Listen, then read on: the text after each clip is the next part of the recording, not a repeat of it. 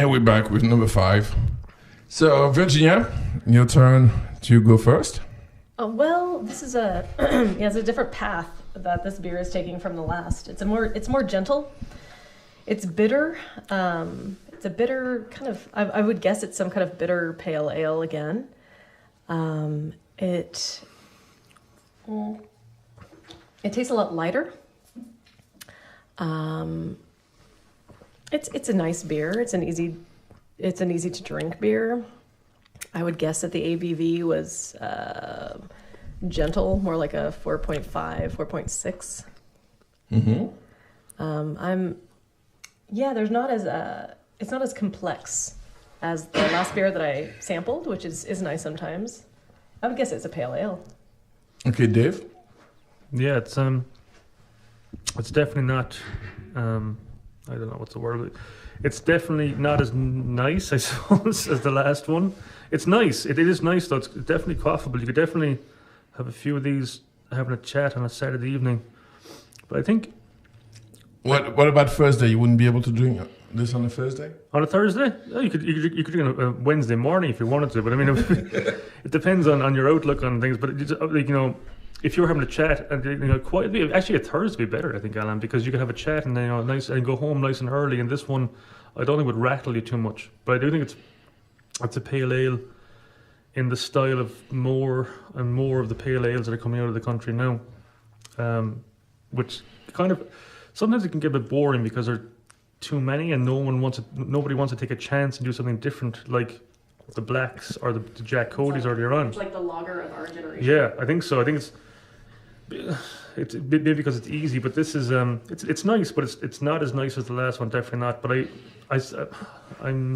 I can't decide. I can't. It's one of the, you ever get a beer that you can't decide whether you like it or you dislike it.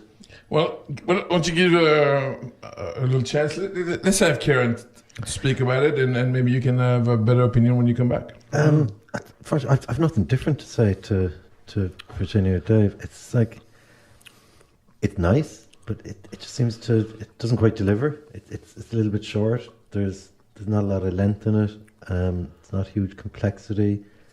But again, I would say there's nothing wrong with it. I'd go pale ale, I think, somewhere around 5%, 4.7, 5%. I'd like a little bit more going on it, but nice sessionable beer all the same. Okay. Microphone is in front of you again, Virginia. Yeah. Gosh, after sampling that lager the first sample that we had of beer, it kind of threw me for a loop. It just opened up a whole new world of lagers, and I think this one might even fit into it. Although it is a bit more bitter than you would expect a lager to be. That's what's making me think it's more of a pale ale. But it's a bit like a hoppier version of the first lager. Mm-hmm. Yeah, it's I'm starting to think that I've tasted it before, but that's probably true. But it's the more into it you go, it's nicer, but still. I'm still going with my first thought. It's a sessionable beer you could drink away, but you wouldn't go home and tell everybody about it. I don't think.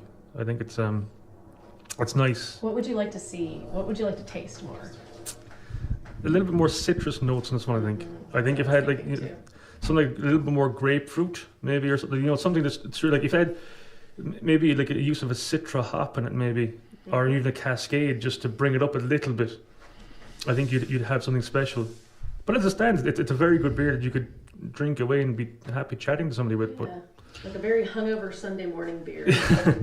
Yeah, brunch and a beer. This would be it's not one that I wouldn't choose, but it's not one that I would go to first. I think is the way I'd put it. Okay, Kieran. Yeah, I like that notion. It's a brunch beer. Yeah. But I just like them to push it a little bit. I'd like. The malt profile could just be a little bit more interesting. It could be a little bit hoppier. It's pretty much exactly what everyone else said. You drink it happily, but you wouldn't be rushing back to drink it again. But it's very drinkable beer, but nothing. Just to me, it just under delivers a little bit. It's like the Cork Mammy version of a beer. It's grand, like you don't want to say anything because it's perfectly good beer. It's not bad. It's not bad. It's probably the best way of putting it. It's not bad. Yeah. It could use a bit more zing. Mm. Yeah, like a bit more citrus, a bit more zing, some orange or some, you know, something that's gonna like pop at you from the first sip. Dave, since you tasted this beer, do you want to try to guess what it is?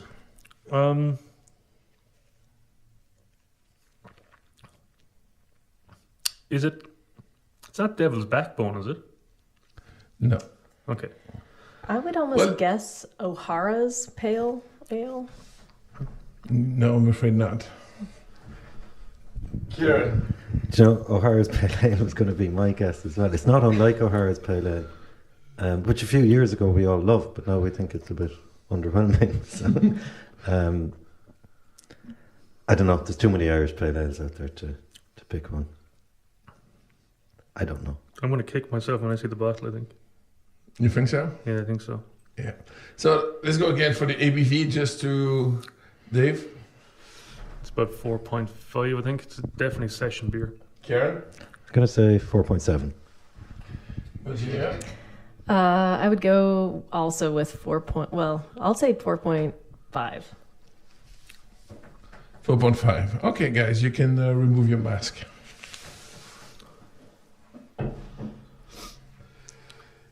The ABV is 4.5, and the beer is Mountain Man, Harry Goat.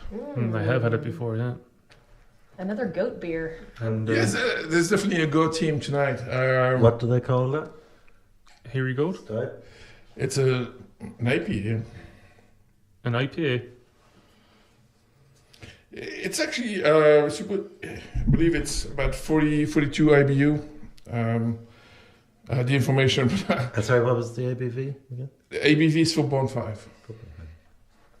Virginia cracks it again. Yes. Another ABV guessing machine. We had one last time. We get it right every time. And I'll just point. I said 4.5 as well first. I'll just point that out. But no one likes a bragger. No, Yeah, I thought 4.5, but I didn't say it. we're all right then. It's Can I'm not sure how far into you want me to discuss the brewers and stuff. I'm not sure how it's At this point of the evening, why don't you just go ahead and say it? Mountain Man are what we've all described the beer as. It's grand, but they don't. None of their beers are challenging at all, in my opinion. I mean, the first time they brought out Green Bullet, you couldn't taste anything from it. So it just seemed like they just lashed more and more hops into it to see what they could do with it. And it's the same with their what was the red bottle? It was the Crazy Horse. Crazy Horse. That was a beer that I had at a festival, and then they changed it completely, or just took it off the shelf and then re-hopped it again. I think it's fine, but it's not a beer that I would go to anymore. Well, I think the gateway beer. You also describe Hophead. You definitely had more than a few. I'm pointing at you, Virginia. More than a few craft beer. And Kieran, I can't even. If we were talking in hectoliters, I mean, we'll probably go for a few. And so, yes, I think this kind of beer actually definitely serves a purpose. It's not probably. People would qualify themselves a beer snob would probably not go for this kind of beer, but people moving from Heineken to or Budweiser or whatever, stepping onto this. I mean, first of all, it has a lot more flavor than any of those fizzy yellow drinks, definitely. and it's I cannot describe it other way than a gateway beer. I think gateway beer is exactly the thought that was in my head. But I'll tell you, a year or two ago at one of the Franwell festivals, I tasted, I think it was Mountain Man. It was either Mountain Man or Hairy Goat on draft down there. It was beautiful. It was fresh. It was hoppy. It was really, really, really nice. But I've never got that from a bottle of it. So I think there's potential there to just get the bottles right, you know. But and I hope they do. I think they need more time. Yeah. I think they're rushing to market. I think they did rush to market with the first Green Bullet. I think because it's not. I mean, I'm not somebody I know who knows there was they said they should have left another month before they really went for it. But it's not an offensive beer, and it's not a bad beer. It's just not one of the last four. It's not the one that I would have, the four preceding. I would have not gone for that one. Definitely not. Okay, I want to state that for the record that you all said it was a very nice beer. Yeah, it is. I know it is a nice beer. It is a nice beer. I'm not slating. There's nothing in there that you go, oh, it's not really unbalanced. There's no nasty off flavors. There is nothing wrong with that beer. No, there's not. It's No. just, we're a tough audience. You know? Yeah, I would finish that beer once I cracked it. I'm for going sure. to finish the glass. So will I. Yes, I mean it's definitely a beer that I would finish and just enjoy. It's probably if I were at a pub and there would be fewer, I mean more on the pump, I mean on draft. It probably wouldn't be my go-to, but if I were to be in a pub where this is one of the beer and the rest is the regular fare, I'd be more than happy to drink it. It's as I say, I think it's a nice gateway beer. It's a good beer to get people that are afraid to taste craft beer, and to show them that there's actually there's much more than really hoppy beer, really strong beer, and It's definitely a beer that a few friends of mine who kind of balk at the idea of going to a craft pub would drink, I think, and not complain about, because it's subtle enough, but it's, as you say, it's a gateway, but it's subtle enough that you can taste beer, but it's still kind of safe enough that you don't have to think about it too much. And there's a huge market in Ireland for this kind of beer, Definitely. actually. There's a lot of people, I mean, we like beer and we just hang around. We go in the pubs when they serve the good beers, and we hang around with people that taste, I mean, that drink hoppy beer and heavy stouts and so on. So, but not everybody, I mean, we're just 1% of the Exactly. population. So a beer like this has a huge potential and a great service to provide for a lot of people. I think that just a little bit of work could make that into a really nice beer, because there's nothing wrong. It just needs a little bit of tweaking. I think. I think it could be a really, really good beer with a little bit more more going on, I think. I was expecting a little more hops myself, but I mean, I can't find something really. There's nothing wrong with this beer. Nothing wrong. Just Nothing.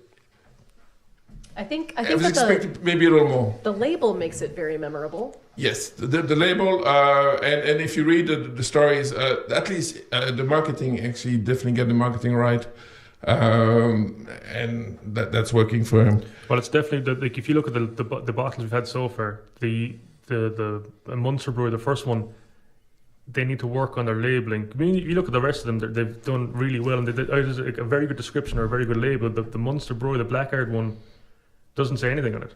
It just says crisp, hoppy, malty flavour. That could be any beer. That could be Budweiser. It could be anything.